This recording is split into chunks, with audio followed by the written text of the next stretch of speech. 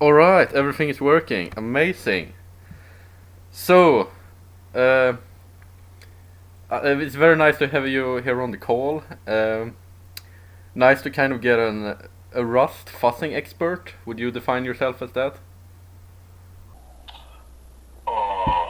Maybe. I'm not really comfortable calling me an expert in anything because that sets expectations. Yeah, of course. I've heard the word superhero thrown around. Yeah. So my response to this is, yeah, I'm the guy you see flying around. Who you don't see is the people who made the rocket strapped to my back. Of course. They deserved quite as much credit as I do, if not more. But yeah, what you see in Rust is like the easy-to-use tools, a lot of people using fuzzing in Rust. I cannot claim that's my achievement, it's really not. That is mostly the people who made the tools that enabled in the first place. And I'm just using them. Awesome. So, how did you start your Rust journey, and what led you to Rust, and why Rust as a programming language? Yeah, so this started with fuzzing actually. Oh, really? Yes, so in 2014, the first fuzzer of the modern generation came out, American Fuzzyloop, or AFL. Yeah. It was the first thing that was using execution feedback. Well, it's not the first thing that was using that, but it's the first thing that actually worked and was practical to use, that used execution feedback. And I was researching security at that point as a hobby, and I just found AFL and did the dumbest possible thing. I took the library that was decoding VP8, the video codec, in one of the major open source browsers, and I just fed it to AFL in the dumbest possible way to just see what would happen and get some experience with that. And to my great surprise, I have found a security bug. Oh. What did you find? It was a heap buffer overflow. Oh, wow. It was that's kind of the textbook thing that is exploitable, especially in a browser context. And I was rather shocked because this was the thing that my machine was running. Yeah. And I just found a pretty serious exploit in my own software stack, the software that I use daily. I assumed to be reliable. So I contacted the developers of that library, and they said, oh, this is a known bug, and we have fixed it in the next release, but it's not API compatible to the one you're running. And the entire rest of the world is running the previous release that is vulnerable. Oh, shit. The developers were like, okay, we don't have the capacity, we don't have the manpower to maintain this, the older release. And if all the Linux distros use an older release, that's their problem. Okay, fine, I understand this position, fair enough. So, would you at least file a CVE for this bug so that people who are making the Linux distros, they would find out about this issue and they would patch it. Yeah. And the reply to that was, look, if we file a CV for every such bug we fix, we'll never get any work done. Oh. Oh my god, this is so broken, oh my god. So, then I went to the security team. Yeah. And said, hey, I have this sample, it's triggering this vulnerability, and it's actually affecting your distro, and it's fixed in the next release, there's the patch. I got no reply. Yeah. I contacted them again a couple of weeks later, got no reply again. I have contacted Red Hat security team. Yes. I got a reply from them. They said, oh, we're busy handling CVEs at this point. But we'll try to look into it, and basically never heard from them since.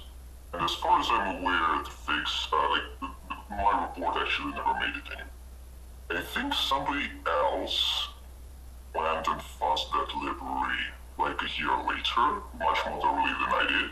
Yeah. And that did result in some CVEs and fixes, but like, I was horrified to find that the software I rely on and that I expect to be secure is actually not.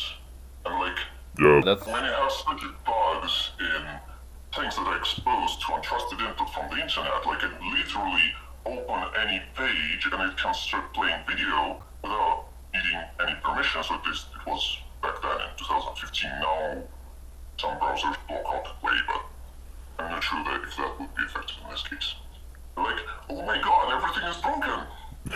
I fuzzed some other common pieces of C code that I installed on my system. yeah. To see if it's like an isolated occurrence or a trend. And it turned out to be a trend. And this is more or less where I gave up. Yeah. Because it was clear that like everything is broken and these kind of bugs are not news, they're not an exception, this is the rule. And I can go on finding them and basically nobody would be really interested in fixing them. So I just spurred and gave up. Oh. And a while later, I come across mentions of Rust, which guarantees memory safety and rules out these kind of issues, like static, and deliberates them. I was like, I don't believe you. Like, you cannot just go and solve one of the hardest problems in computing. Like, it doesn't work like that. Yeah. And I go and use the same fuzzer if I find that, oh, it has pretty nice integration with Rust actually. And I find some libraries that do multimedia decoding on Crates.io Yeah. that were not fuzzed previously. I think a couple were fuzzed, but something like a BNG decoder also embeds a checksum.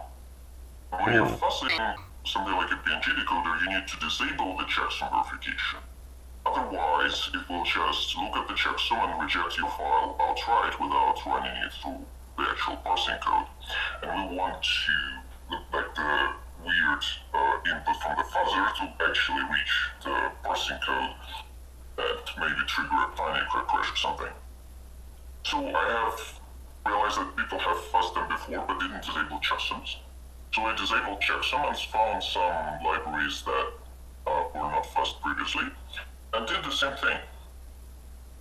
And among 5 What did you find? that were basically written in somebody's spare time that were not like the thing that everybody relies on and everybody's already reviewed or something. Okay. Among all those, I have found 0 security bugs. I was like, there might be something to this Rust thing. Yeah. That's basically how I got into Rust. I wrote a Reddit post about my research, my results, so that it wouldn't just die in obscurity, so that somebody else got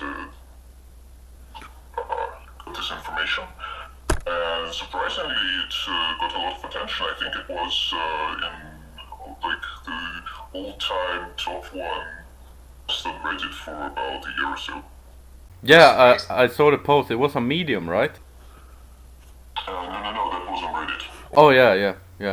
I think I copied it to Medium because somebody in the comments said, hey, it's a long thing, it's kind of awkward to read on Reddit. I was like, okay, I can cross-post it somewhere. Where do you want it to be? And I said, okay, Medium. I'm like, okay, I'll go make a Medium.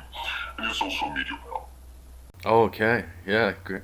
Yeah, that's awesome. I think the right spot is on Medium for the longer type of articles. It's really interesting what you're saying with because I think a lot of like security researchers find the problems you're finding in that they find security bugs and then they patch and then they report them, and then the maintainer doesn't have time or doesn't want to patch them, so they just don't give a shit. I heard a story about the openbsd's HTTP server, that they were using engines, but they ran into similar problems where they were constantly reporting security bugs to the engines team, but they never patched them, or it took a really long time to patch them.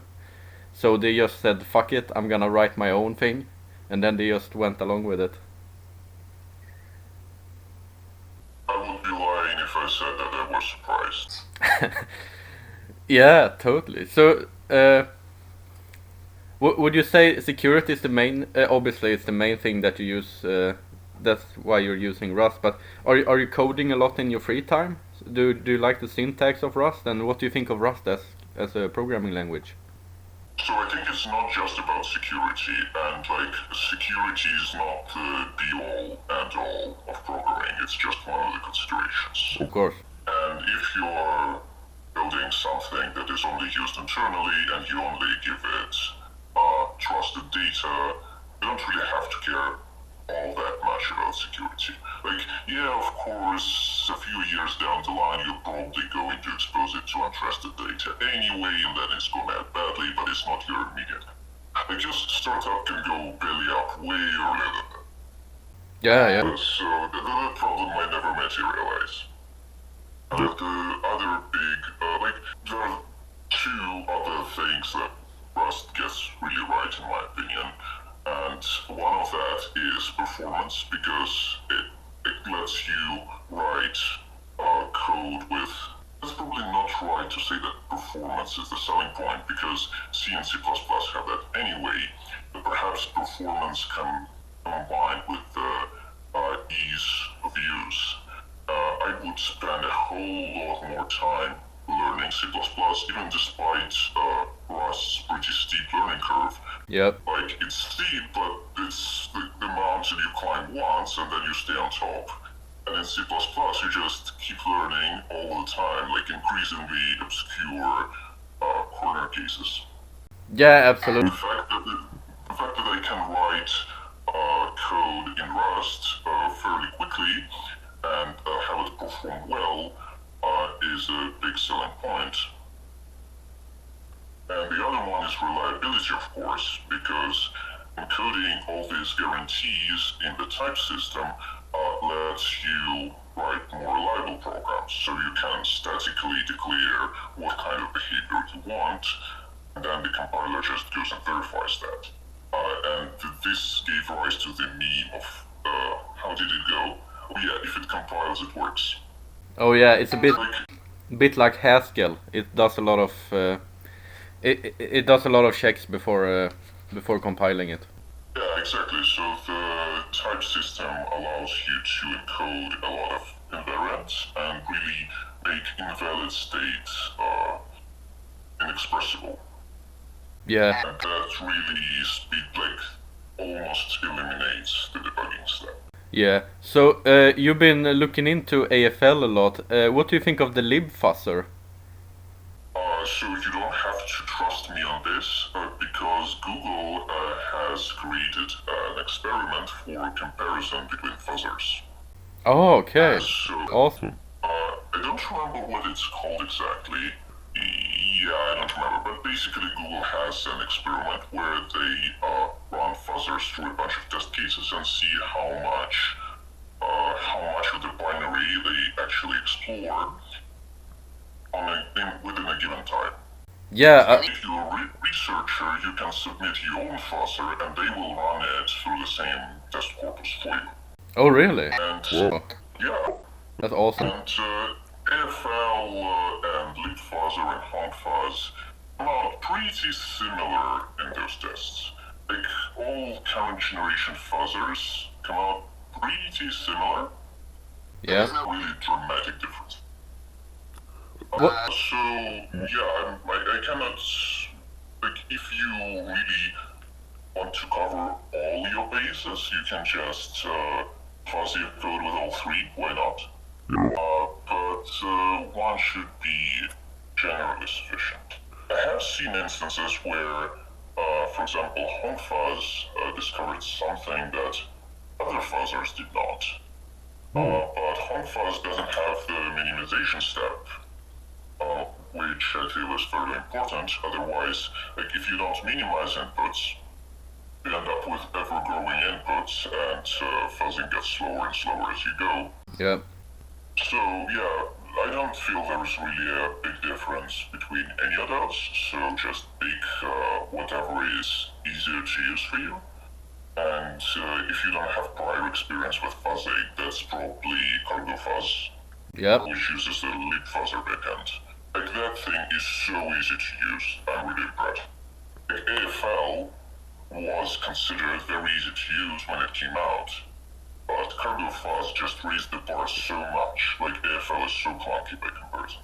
Yeah, absolutely. I think it's amazing what they've done with CargoFuzz and the entire the RustSec team. That's not actually handled by the RustSec. No, I mean I mean the RustFuzz.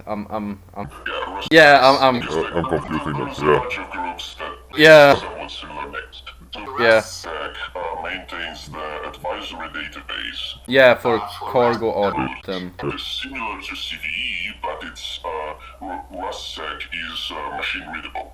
Yes. So you can run a tool called Cargo Audit, and it will tell you if there are any known vulnerabilities in the crates in your dependency tree.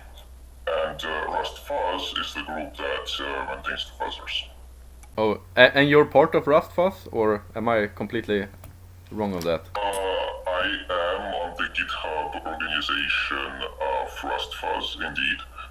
I did contribute a few pull requests Awesome. to AFL and CargoFuzz, Awesome. but I cannot say that I really worked on the tuning a lot. That is mostly other people. I just sent in a few pull requests. I choose my words carefully. I send out, I work on things that don't require much effort, but can bring a lot of, can be very useful. So I can make a difference single-handed.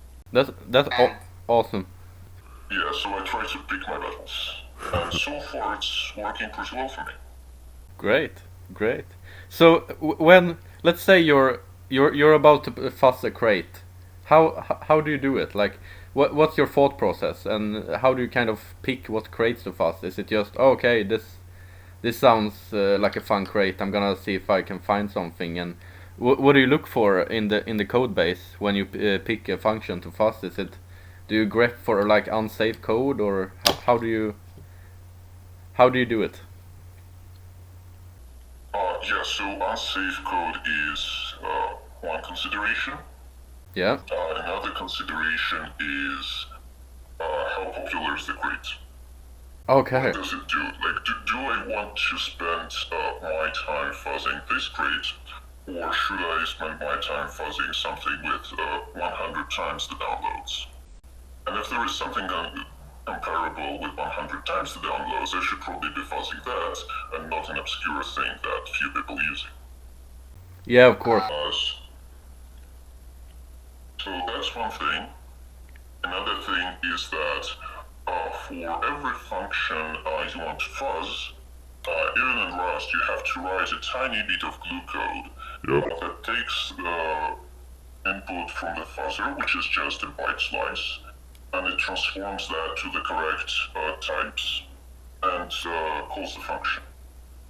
So it's not hard, it's really boilerplate, because all of those individual pieces are already there.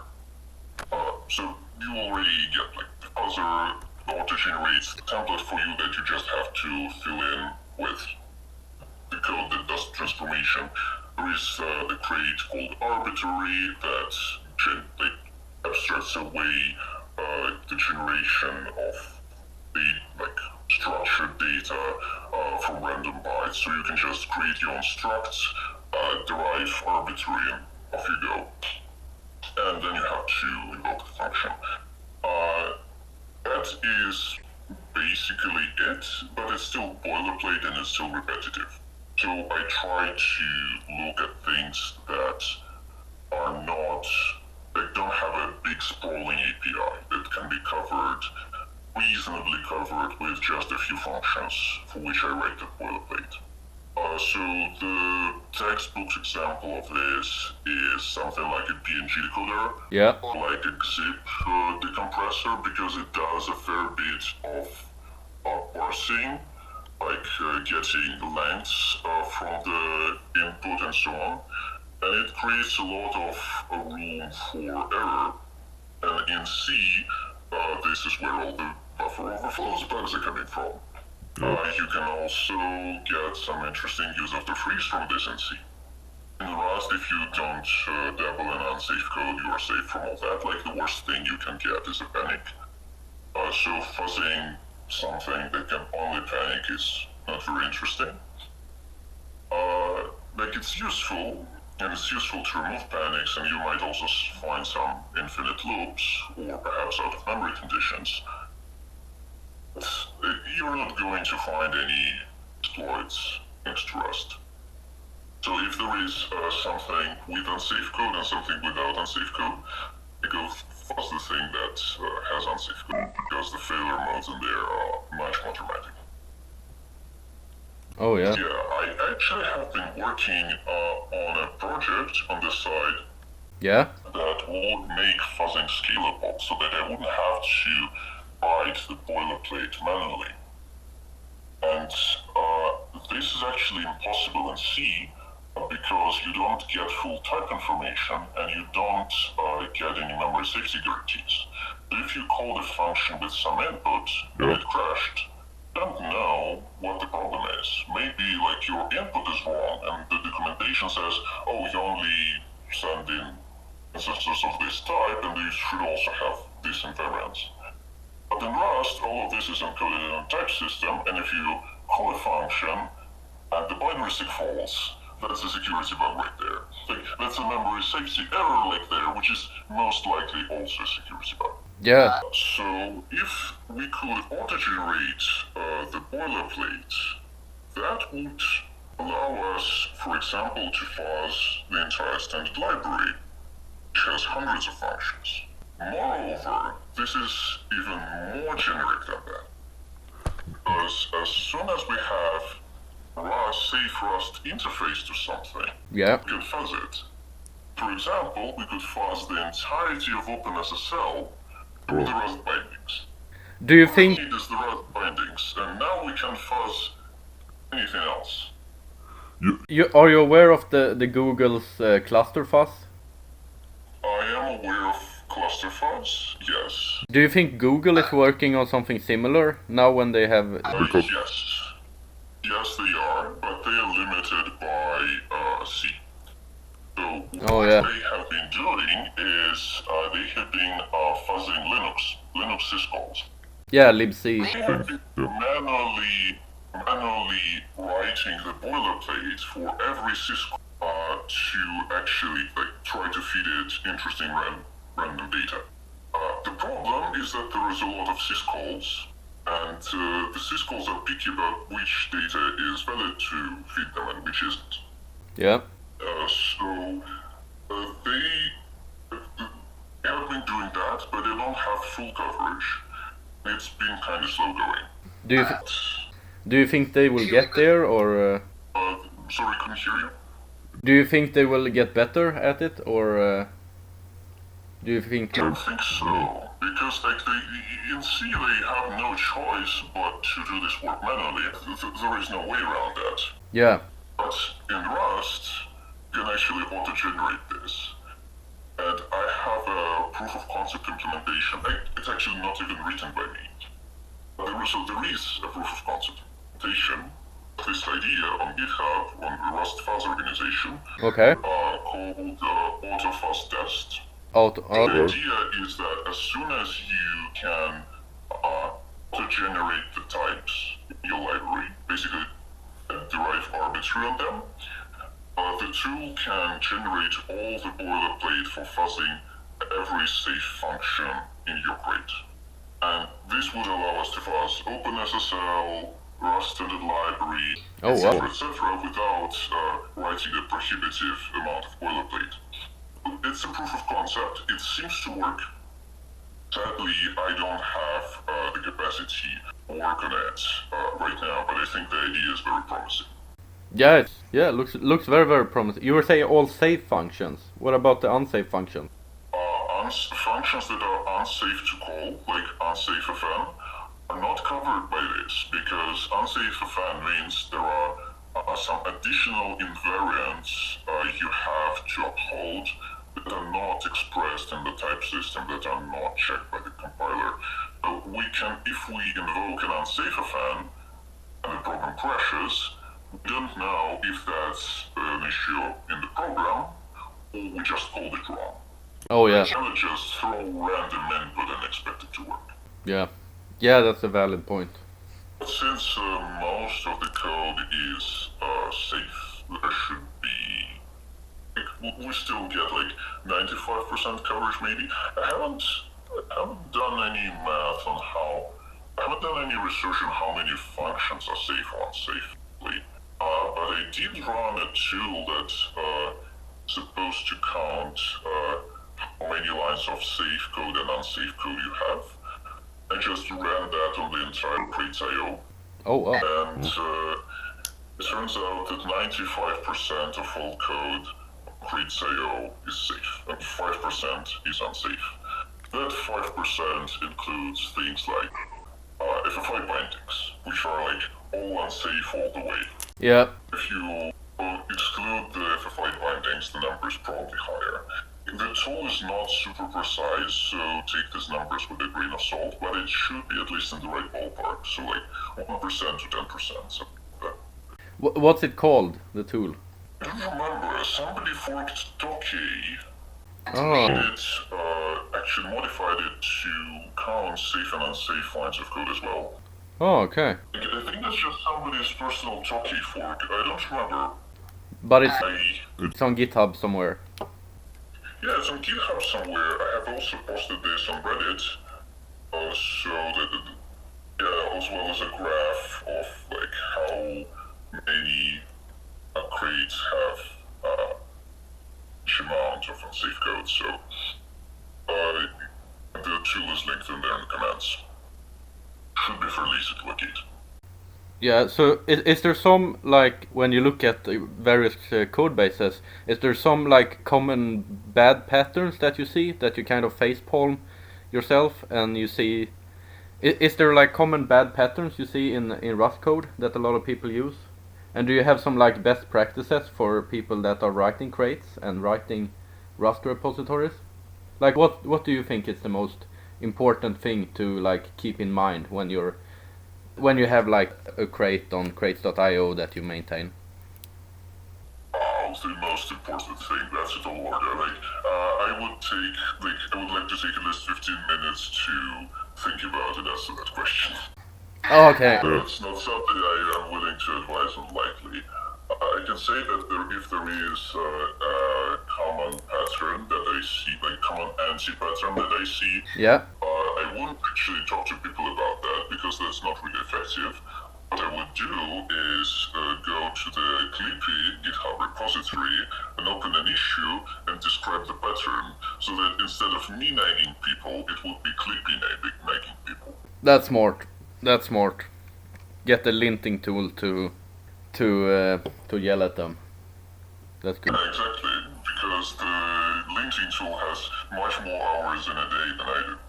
And we just have a lot more people. So just if there was an anti-pattern, I would just ask the clippy people to incorporate it, or perhaps even code it myself. I'm told that some of the links, are really easy to code. There are different levels of abstractions you can work at. In Clippy, some are harder than others, but the simpler ones are really easy to interact with. Yeah, absolutely. I think Clippy is a great thing if you're doing like enterprise Rust and you have like a CI system. Just integrate Clippy to it is a great way. Yeah, the tooling ecosystem around Rust is very vibrant. So there is actually a lot of easy to use checks you can put on CI. It could be audit or carbon deny. There is a license checking tool as well that maybe carbon deny also handles that. is, yeah, like, I think cargo is really amazing in more ways than one. Like, it's a really great build system. Absolutely. Compared to the stuff that I had to deal with in C and C++.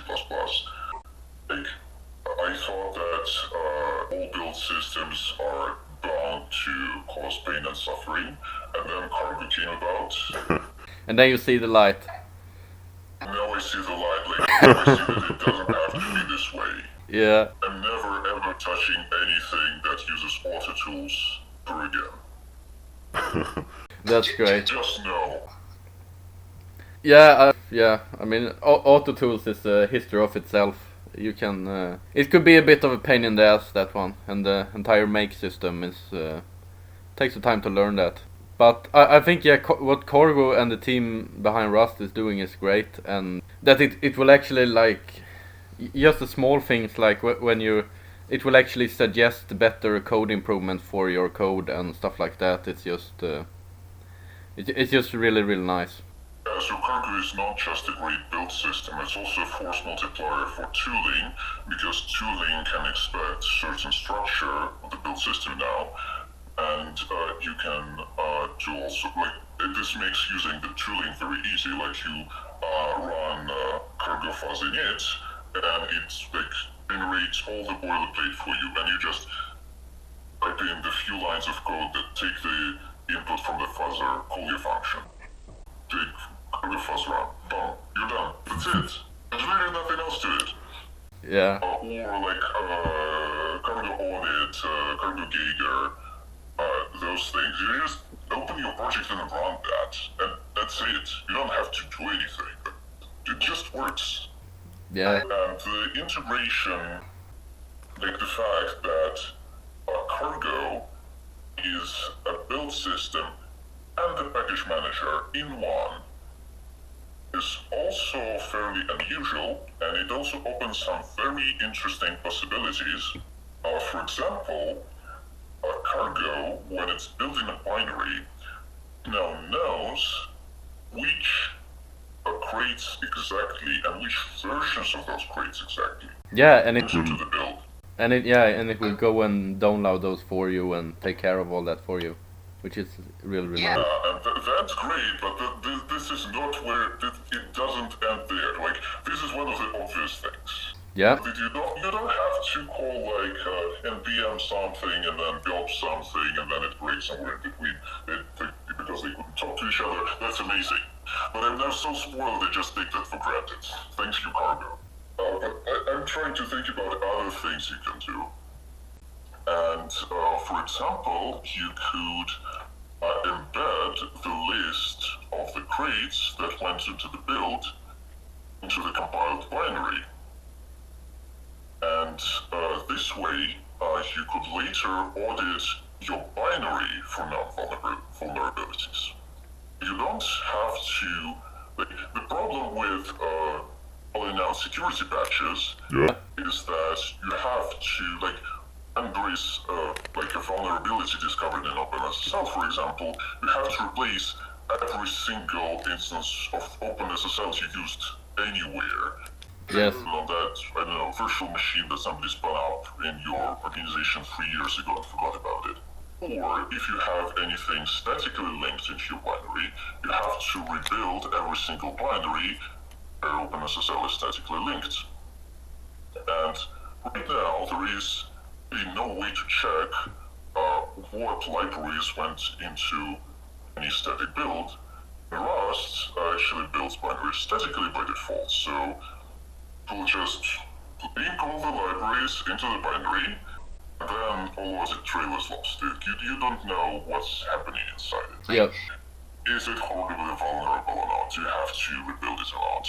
And since you don't know, well, you really tend to ignore the problem because you have better things to do with your time. And just constantly running security patches. Yeah. But I think a lot of people, or like a lot of organization, has that problem where they have this black magic compiled blob of code that just does something and no one maintains any longer because the guy got fired who built it or something like that. it was built by a contractor. Exactly. it was hard to maintain it. Exactly. So yeah, but if we could embed the information about which libraries are used and which versions of those libraries are used in a specific binary, now you can check for those issues in your continuous deployment system, and it will tell you, oh hey, this binary over there is vulnerable, and you should rebuild it with newer versions. Or even better, your cloud provider could do it for you, because it could be just standardized across all Rust ecosystem, and if we can make this the default in Cargo, then all the binaries will have this information attached by default.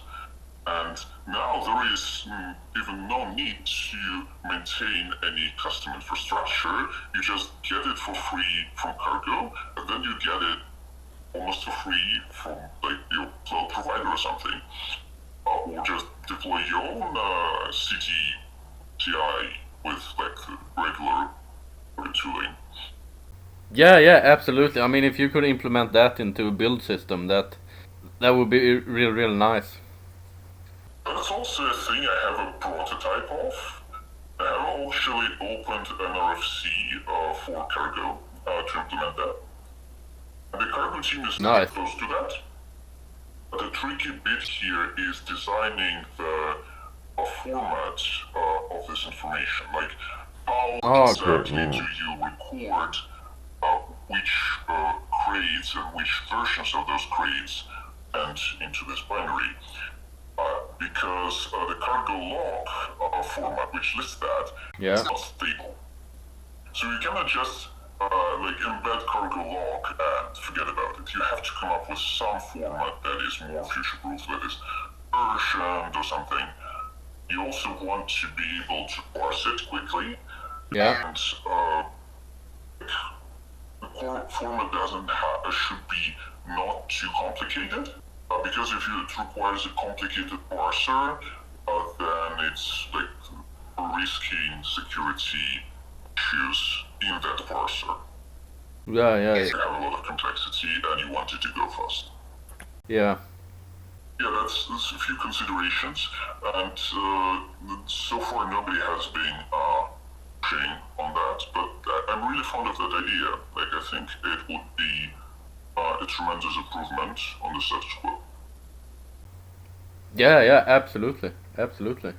Yeah, that would be really cool if they can solve that and get it into the binary. So I understand that the Cargo team is still largely volunteers, and they have a lot on their plate as is, and there have been major strides in Cargo. So I understand why they're working on other things and not this. That's totally justified. But I still want to see this happen as well. I just don't have the capacity to work on everything at once. So if somebody listening to this wants to have a fun and high impact project, well, there's an idea. Absolutely, go crazy. So, do you have any other fun do you have any other fun project regarding to fuzzing that you're working on? So I think the auto-fuzz test, the one that would generate boilerplate for you, is the main one. Yeah. And they pushed everything else to the background because this is the most high impact thing. If I get this done, the amount of improvement it gets is much more than anything else I could be working on. But I don't get around to working on it anyway.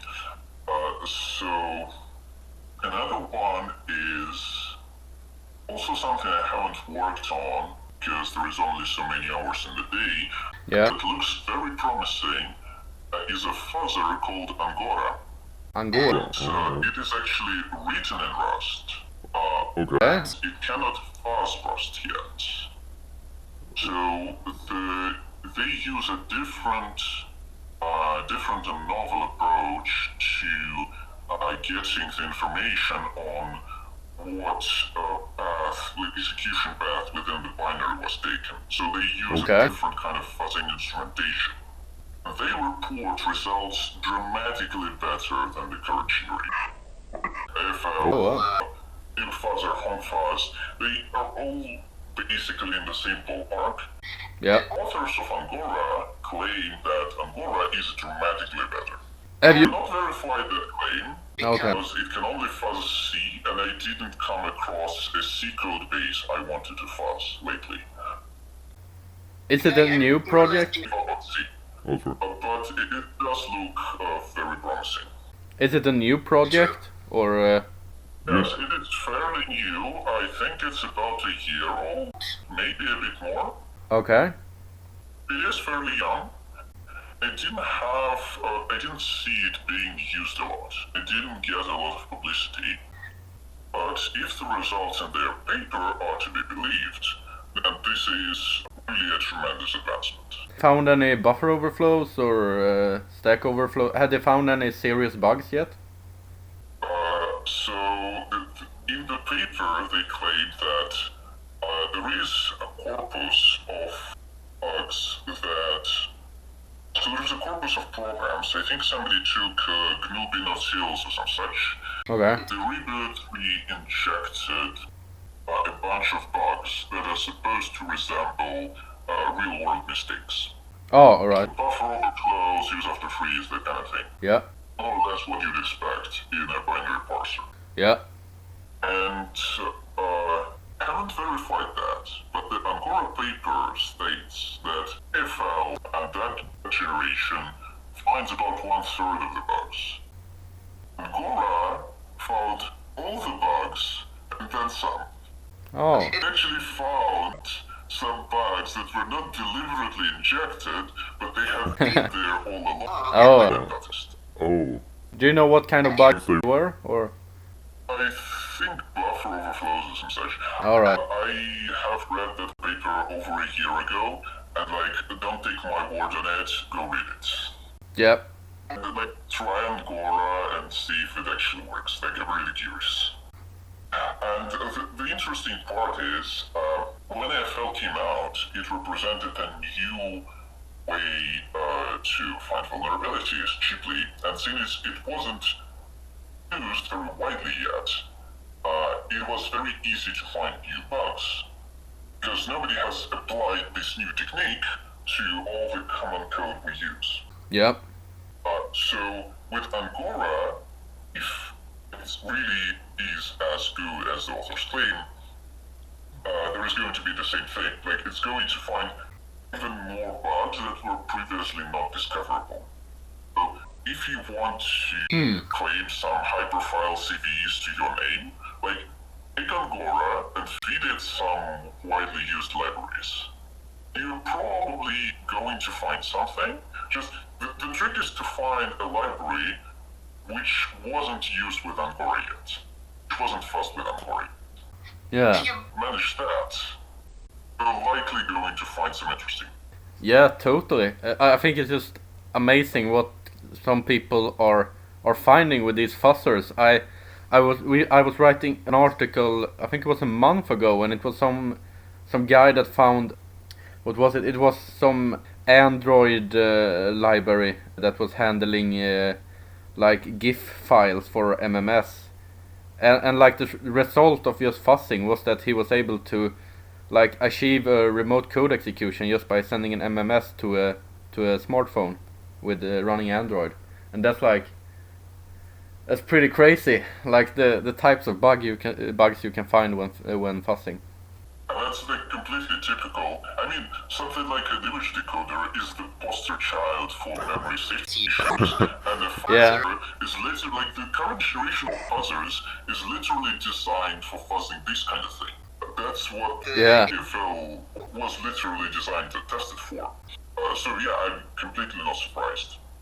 I probably lied actually when I said that I don't have any interesting targets in C to fuzz, because I have found that a commonly used piece of software doesn't actually use libgif for GIF decoding. It hand rolls its own decoder in C. Oh, okay. It's I bet nobody has fuzzed this thing yet. Oh. My preliminary results, I haven't even dug into it much, But yeah, I do have some inputs that's Oh yeah, I could a bit like create your own crypto, the create your own cryptography meme that went very big a couple of years ago, where some people just created their own they created their own cipher and it just went to shit because you shouldn't create your own cipher unless you know what you're doing. Seems a bit of the same here, that even if it sounds fun to create your own things, maybe you should use what's. Alright, so is there any like crates that you have analyzed and you found like nothing, and you're like, this is too good, I cannot possibly find anything?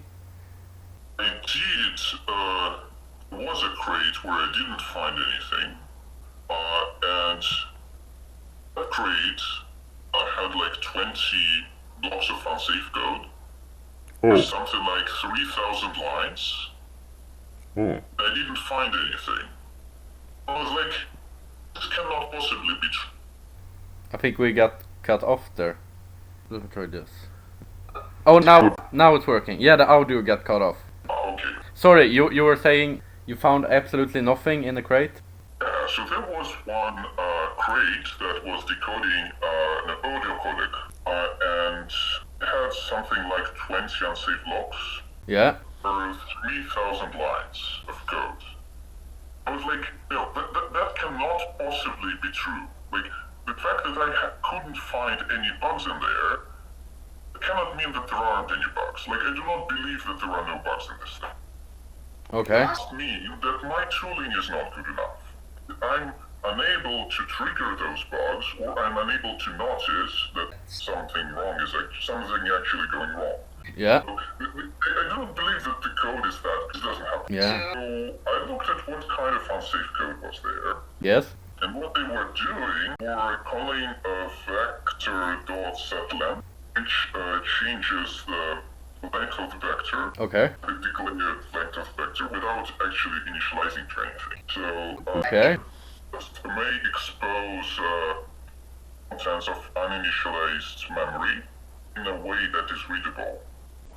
Oh, There were a alright. bunch of issues like that. There were a bunch of unsafe blocks that were doing things like that. One was using mem uninitialized, a bunch were using vectors at len. Yeah. I was like, okay, why cannot I see any bugs in here? The coverage says that this thing, like this line of code, should be covered by the inputs generated by the fuzzer. So why am I not seeing any fireworks from this? Why is nothing exploding? Yeah.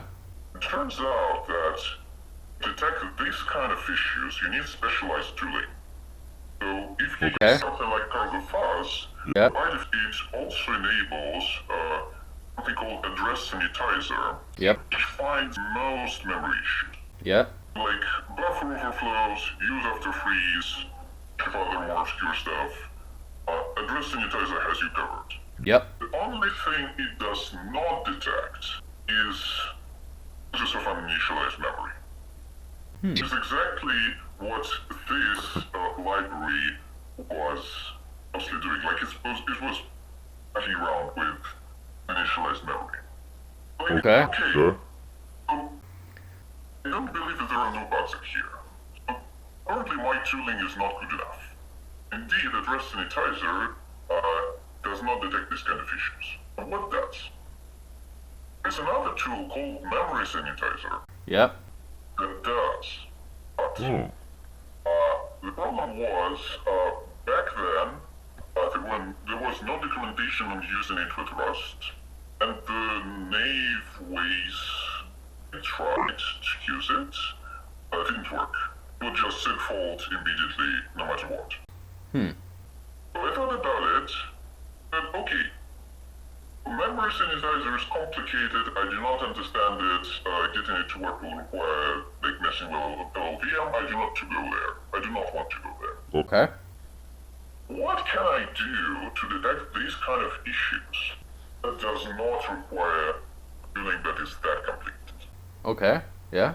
So NFL also ships with a debug memory allocator that is a drop-in replacement for the system allocator. and type like lt preload path to the allocator, then your binary, Yep. it automatically loads this custom allocator. Okay. It does a bunch of checks by default, like a poor man's memory sanitizer. So I took that, I removed all the validation they had in place, Okay. patched it to fill every memory allocation with some data, like with a counter. So the first allocation goes like 0, 0, 0, 0, 0, second 1, 1, 1, 1, 1, 1, 1, third 2, 2, 2, 2, 2, 2, 2, and so on. Yeah. And I made a fuzzing harness that decoded the audio stream, the same audio stream, twice. The same process. Okay. Compared the output. Yeah. If the outputs, like the decoder is deterministic, if you decode the same audio twice, it should result in the same thing. Yes. The same identical output. But if I'm seeing different outputs, Mm-hmm. then there must be contents of uninitialized memory leaking into the output. So I wrote that and left it to run overnight and went to sleep. And when I woke up in the morning, it did found cases where the decoding the same thing returned different results. Awesome. It turned out that I have indeed found instances of reads of uninitialized memory Nice. and contents of uninitialized memory leaking into the output. Very, very nice. Very nice. Yeah, so I have published the tool, like polished the tool a bit and published it, and it's called libdfuzz. But I think about a week ago, I actually opened a pull request for cargo fuzz that made using memory sanitizer easy. So since I did that Yeah. like a couple of years ago, Yeah. memory sanitizer for Rust got improved a lot. Yes. And last week, pull request was merged. Nice. Not last week, maybe a few weeks ago, don't remember. Yeah. Recently, a pull request was merged where you can just run cargo fuzz and instead of the default sanitizer, just say I want memory sanitizer, like as memory on the command line. It does all the heavy lifting for you. It just makes it memory sanitizer just work. That's awesome. So if you run the latest, I'm proud of that pull request. so if you run the latest cargo fuzz version, you should be able to do that. Yes, so you just install the latest cargo fuzz. Yeah. And instead of just with the sanitizer memory parameter, and boom, you have memory sanitizer now, and it works. Wow. That's really nice. The only trick is that you might, if you are explicitly linking C code into your binary, you might have to compile that with Clang, Oh. and you might have to give it some extra flags so that memory sanitizer is enabled in the C code as well. Otherwise, you may get false positives. Yeah. But if you're using something that's pure Rust, it just works. I'm really proud of that pull request. Yeah, yeah, that sounds really, really nice. Do you know if anyone has found any bugs using that? And has it gotten any good feedback so far? So memory sanitizer in general, yes, it's like a well-known tool. It's fairly commonly used in C and C++. Yep. It's fairly new to Rust. I'm not aware of anyone finding bugs with that yet. I'm not sure why that is. Maybe I just didn't hear about that. Like the fuzzing trophy case doesn't... It reports which fuzzer you used, but not which sanitizer. Oh, yeah. So, but since memory sanitizer is fairly new and relatively obscure, it's possible that simply few people have tried it, which means that if you want to find some new and interesting bugs, find some crates that use uninitialized should not even compile in the dangerous case anymore. No, there are still cases where it compiles and can fail spectacularly. So if you see mem uninitialized in the crates, or maybe an init, Yeah. or a vector set len. Try fuzzing it with memory sanitizer, and it's likely that you're going to find some new and interesting bugs because nobody has fuzzed it with memory sanitizer yet. Yeah, that's another great tip. So vector set length, is that supported in regular safe Rust, or is it only for unsafe Rust? It's only for unsafe. That's unsafe call. Oh yeah. Unsafe function. Yeah, It's unsafe to call. got it. We covered a lot of ground here today. I think maybe we should head towards an ending. So for everyone that's coding in Rust or just started in Rust, you would totally recommend them to fuzz their code, right? Okay. All you have is a hammer. Everything looks like a nail. And I had some really good results with fuzzers so far. Yeah. And it's possible that I'm over-eager in using them, so you shouldn't listen to me alone. But yes, if you're dealing with something that involves parsing untrusted input, you definitely should fuzz your program. Like, there is no excuse. It's really very simple, and it will take you 15 minutes to get started. It's easy, it's fun, it's gonna give you a whole. Like, the bug tracker is not going to be anywhere near as empty as it is Yeah. anymore. Yeah, that's one. I've also been using fuzzers for verifying correctness of various things. For example, if there is image encoder and decoder, you can check, for example, that anything that you encoded will decode the same thing. That the decoding round trip doesn't lose any data. Yeah. This is also something fuzzers are very effective for. I have written such, I have verified a bunch of various compression and decompression implementations in Rust that way. Yeah. I have also verified that they can interoperate with the reference implementations in C by like encoding something in Rust and then decoding it in C and verifying that it succeeded and decoded the same thing I originally fed it. And yeah, you can do the same in other direction, like compress something with C code, decode it with Rust code. That way you can verify that your program interoperates with reference implementation of the same thing. But yeah, it's also important to note that first of all, fuzzing will not find all the bugs. It's not a substitute for thinking about your unsafe code. Yeah, you still have to audit, like look at your code and understand why you're using unsafe code in here and really justify it and make sure it's correct. If fuzzing does not make that problem go away, it just helps you, like unit tests.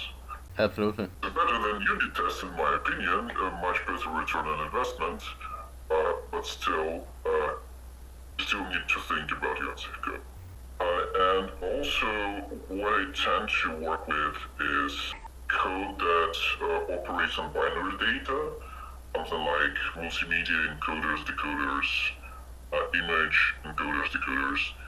If you are dealing with something that's radically different, Yeah. maybe fuzzers will be less useful there. It's still very easy to try. It's gonna take you 15 minutes to get started, so you should give it a shot. But Absolutely. yeah, given how easy fuzzing Rust code actually is, Yeah. I don't think there is any reason not to give it a shot. Absolutely. Yeah. With the you should actually, you that's listening to this, you should absolutely check out Cargo Fuzz and try it out. Give it a spin. So, any closing remarks? Oh, I could be talking about this all day. All day. Passionate about. That's awesome. So yeah, I can think of anything. I think we did cover a lot of ground. I guess I want to encourage people to not just use fuzzing, but like think creatively about problems and their battles. Like think how can they get a lot of impact, a lot of useful results with relatively small investment of resources.